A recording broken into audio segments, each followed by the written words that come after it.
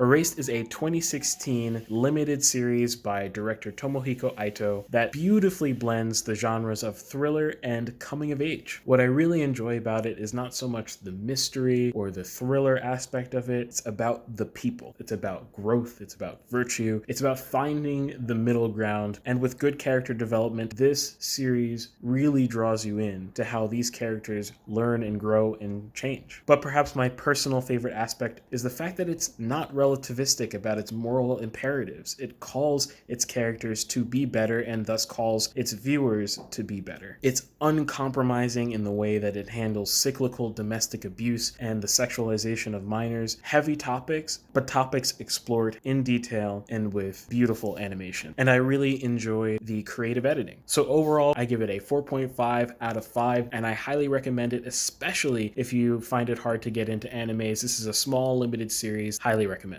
The Neon Demon is a 2016 film directed by Nicholas Winding Refn. It is a social commentary that uses a lot of shocking images to get its points across. The Neon Demon is a very strange cinematic experience because it's such a terrible film with some of the best cinematography I've ever seen. The choice to use anamorphic lenses on a digital sensor was absolutely perfect. And not only that, but the color grading is noise. Literally everything else in this film is bad. The script's dialogue is absolutely garbage. It's some of the fakest writing. It is a pretentious film. It just constantly thinks that you won't get how deep it is. Propaganda, even while I agree with the premise, is still propaganda. What's worse is that it's propaganda that's hypocritical. Ellie Fanning is a minor, and that's deeply uncomfortable. We're sort of doing to Ellie Fanning what this film criticizes. Overall, I give this film a 1 out of 5. 13 Hours, The Secret Soldiers of Benghazi is a 2016 blockbuster action/true story film directed by Michael Bay. The first third of this film is a little bit weak, and the primary reason is that it sets up a glossy action tone that I don't think works the best, but the great thing is that the cast is stellar. I do think that the contents in this story are absolutely shocking. It's crazy to see the progression of US official business into being abandoned by your own countrymen, eventually to be saved by the failed state that they were operating in. And I think for a lot of viewers, the biggest impact of this film will be taking in some of the broad stroke details about what really happened and coming to terms with our role. After seeing the symbolic American flag in the mud at the end, particularly jarring are the real life images of those who died, those who had families, and those who were essentially abandoned by the US military. Overall, I give it a 3 out of 5, and I think it's an interesting look. This is my review of God's Trigger. I played it for about 45 minutes, and I'd say it's pretty good. The premise is that you play as both a demon and an angel attempting to enter heaven. Needless to say, it's a very lighthearted game. It's a top-down hardcore fighting/shooter game. You can switch between the angel character and the demon character. They both have different abilities. It was a good choice to have this because you could find yourself in situations where you sort of needed both characters at the same time, and it felt very cool to melee a enemy that was very close to you and then switch to your ranged character and then finish off the person who's very far from you. It added a lot of depth to the game. As well, you could also pick up weapons that were on the ground from enemies that he had just killed. The commonality of the revolver specifically that you could pick up from enemies was a bit much. It sort of made the demon less useful. I ended up finishing some levels without even touching the demon particularly much. There were other weapons you can pick up from enemies. I felt those were pretty well balanced in terms of rarity. I felt like you had to actually manage correctly so you don't run out of ammo. If the revolver didn't exist or was a lot less common of a drop, it'd make a lot more sense to make the demon have a purpose. This is my review of the game Aztez. Aztez is a side-scrolling fighting game where you fight hordes of enemies. It takes place in the Aztec Empire. The game sort of has two sort of sides to it. One is the traditional fighting game, and the other side is part of the campaign where essentially you own certain cities, and these cities can,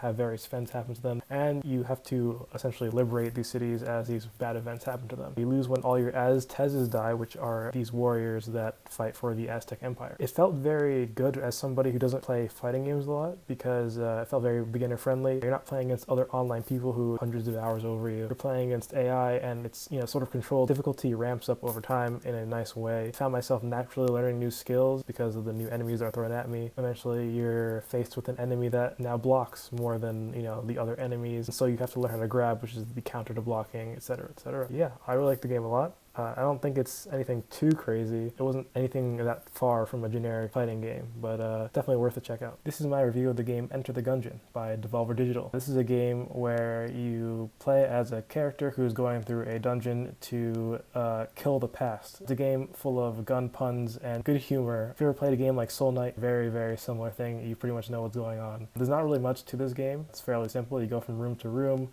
liberating the room of enemies. I felt that the game was a bit slow. It felt like at first the game was stupidly easy and you're just doing stupidly easy levels over and over and over again. It takes a bit of time for the game to pick up. It's one of those games where you're going to definitely be, restarting over and over and over again as you die. So that kind of sucks in a way. Other than that, I don't really have much complaints, not much to say because it feels like something a bit generic. A film score I really do not recommend is James Newton Howard's score for Fantastic Beasts and Where to Find Them. To me, it exemplifies all of the worst aspects of modern film styles.